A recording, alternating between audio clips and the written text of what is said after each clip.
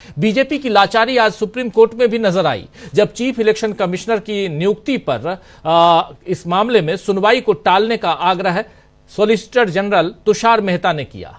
आज तो अदालत में इस पर सुनवाई नहीं हुई है, जिसका बहुत इंतजार था।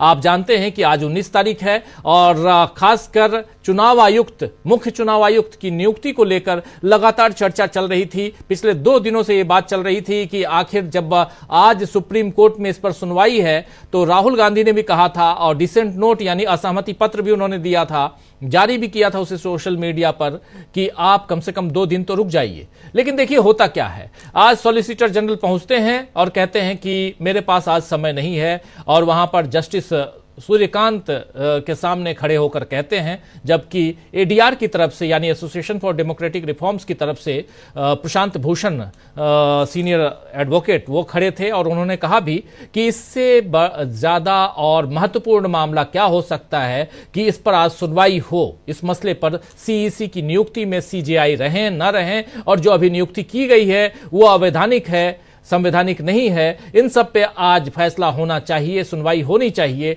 लेकिन तुषार मेहता सरकार की तरफ से सॉलिसिटर जनरल जो खड़े हुए, उन्होंने कहा कि मुझे एक संवैधानिक बेंच के सामने खड़ा होना है सुनवाई में, इसलिए मेरे पास समय नहीं है। इसके बाद होता यह है कि प्रशांत भूषण कहते हैं कि तुषार मेहता जी, आपकी टीम में 17 लोग हैं, उनमें से किसी एक को यहां खड़ा कर दीजिए या वहां खड़ा कर दीजिए, लेकिन कम से कम यह बहुत इंपॉर्टेंट मामला है, इसको आप आगे बढ़ने दीजिए।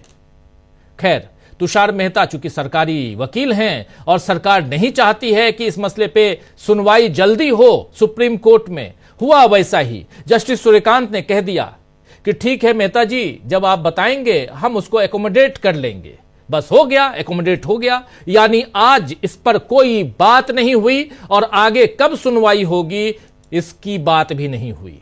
जब सुनवाई होगी, जब मौका आएगा तो फिर सुनवाई होगी। तो बीजेपी और कौन से बहाने करेगी यह देखना होगा। वैसे राहुल गांधी ने इस मामले में भी आर पार की लड़ाई छेड़ी है।